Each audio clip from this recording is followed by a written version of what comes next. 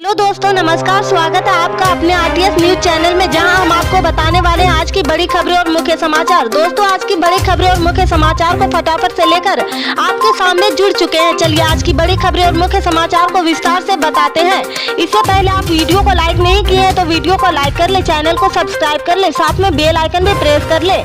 तो चलिए बढ़ते हैं खबरों की ओर। आपको बता दें कि बागेश्वर धाम के पंडित धीरेन्द्र कृष्ण शास्त्री को लेकर विवाद के बीच राजनीतिक दलों के नेता भी अपने बयान देने लगे हैं। कई बीजेपी नेता और हिंदू संगठन शास्त्री का समर्थन कर चुके, वहीं यूपी में सुभाषपा अध्यक्ष ओम प्रकाश राजभर ने भी धीरेन्द्र शास्त्री का समर्थन किया है। बता दें कि शास्त्री इस समय मीडिया की सुर्खियों में है। महाराष्ट्र के नागपुर की एक संस्था ने उन्हें चुनौती दी थी और उन पर चमत्कार के नाम पर अंधविश्वास फैलाने का आरोप लगाया था। उन पर जादू टोना का भी आरोप है। आरोप लगाने वाली संस्था का नाम अंधश्रद्धा निर्मूलन समिति है। इसके बाद तरह तरह की चर्चाएं चल रही के मैनपुरी में एक निजी कार्यक्रम में शिरकत करने पहुंचे ओपी राजभर ने धीरेन्द्र कृष्ण शास्त्री पर लगे आरोपों को लेकर कहा कि आरोप और प्रत्यारोप लगाना एक अलग ही विषय है। कोई भी संत या कोई भी कथावाचक आपस में बैर रखना नहीं सिखाता। उन्होंने कहा, जो भी व्यास पीठ पर बैठता है वह ज्ञान और उपदेश की देता है। अब उसे सुनने वालों के चश्मे की पावर अलग होती है। कुछ लोग उसमें बुराई ढूंढते हैं तो कुछ लोग उससे सीख लेते हैं। दिल्ली के कांझावाला मामले में मृतका अंजलि की मां ने कहा कि दिल्ली सरकार ने उनके इलाज और बच्चों के एजुकेशन के जो वादे किए थे उसे पूरा नहीं किया गया है। हमने मुख्यमंत्री अरविंद केजरीवाल से मिलने के लिए ईमेल किए हैं, लेकिन वे हमसे मिले नहीं। उन्होंने 26 जनवरी के बाद आने के लिए कहा है। बता दें कि इस वारदात से राजधानी समेत पूरा देश हिला हुआ है। घटना दिल्ली के सुल्तानपुरी की है। नए साल के पहले दिन अंजलि अपने दोस्त निधि के साथ थी। उस दिन सुबह सुबह अंजलि के स्कूटी को कार ने टक्कर मार दी थी और वह कार में फंस गई थी। इसके बाद आरोपी उसे लगभग 12 किलोमीटर तक सुल्तानपुरी से कांझावाला तक सड़कों पर घसीटते रहे, जिससे उसकी मौत हो गई थी। इस मामले में 7 आरोपी गिरफ्तार किए गए थे, जिसमें एक को कोर्ट ने जमानत दे दी थी। नेताजी सुभाष चंद्र बोस की कल 126वीं जयंती थी, जिसे देश पराक्रमक दिवस के तौर पर मना रहा है। इस मौके पर पश्चिम बंगाल की मुख्यमंत्री ममता बनर्जी ने नेताजी को याद कर कहा कि उनके परिवार से हमारा खास जुड़ाव रहा है। सीएम ममता ने इस दौरान प्रधानमंत्री नरेंद्र मोदी पर भी तंज कसा। उन्होंने कहा कि नेताजी ने उस दौरान स्वराज द्वीप पर जाकर तिरंगा फहराया था और कुछ लोग नामकरण कर रहे हैं। दरअसल आज नेताजी सुभाष चंद्र बोस की जयंती के मौके पर पीएम मोदी ने अंडमान और निकोबार के 21 बड़े द्वीपों का नामकरण किया है।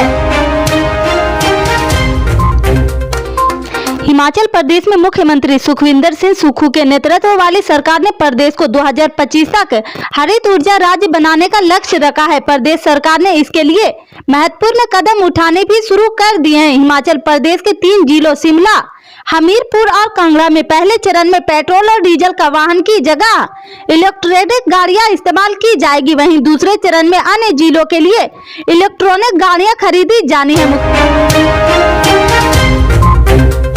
चालू खरीफ फसलों की मार्केटिंग सीजन में छत्तीसगढ़ ने केंद्र पूल में न सिर्फ देश में सबसे ज्यादा योगदान दिया है, बल्कि देश में धान बेचने वाले कुल किसानों के मामले में छत्तीसगढ़ के किसानों की संख्या सबसे ज्यादा हो गई है। छत्तीसगढ़ के मुख्यमंत्री भूपेश बघेल ने राज्य के किसानों को बधाई देते हुए कहा कि पिछले 4 सालों में छत्तीसगढ़ प्रदेश धान के कटोरे से धान की कोठी में तब्दील हो चुका है। खेती पर जगे किसानों के भरोसे के कारण ही यह चमत्कार हो पाया है। भारत सरकार की ओर से प्रकाशित किए गए आंकड़ों के अनुसार देश में इस साल 1,18,17,242 किसानों ने धान बेचने के लिए पंजीकरण कराया था। इसमें से 25,14,456 किसान छत्तीसगढ़ के थे।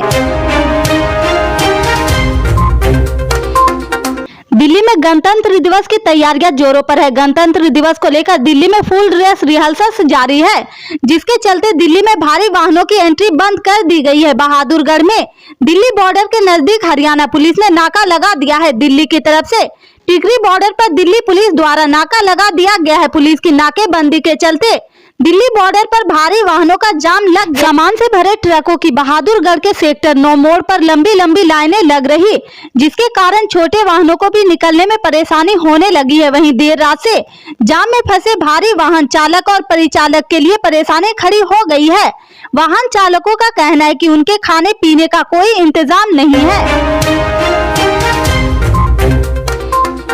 भारतीय जनता पार्टी प्रदेश कार्य समिति की बैठक रविवार को संपन्न हो गई। प्रदेश अध्यक्ष भूपेंद्र सिंह चौधरी की अध्यक्षता में हुई इस बैठक में प्रदेश महामंत्री धर्मपाल सिंह ने आगामी लोकसभा चुनाव, निकाय चुनाव, एलसी चुनाव के साथ संगठन के आगामी कार्यक्रम में व संगठनात्मक अभियानों की योजना रचना पार्टी ने प्रस्तुत की है। धर्मपाल सिंह कार्य समिति को संबोधित करते हुए कहा कि आगामी 5 फरवरी तक प्रदेश के सभी 98 संगठनात्मक जिलों की तथा 12 फरवरी तक 1918 मंडलों की कार्य समिति का आयोजन करके संगठन की कार्य योजना विस्तार से एक एक कार्यकर्ता तथा पदाधिकारी तक पहुंचाना है।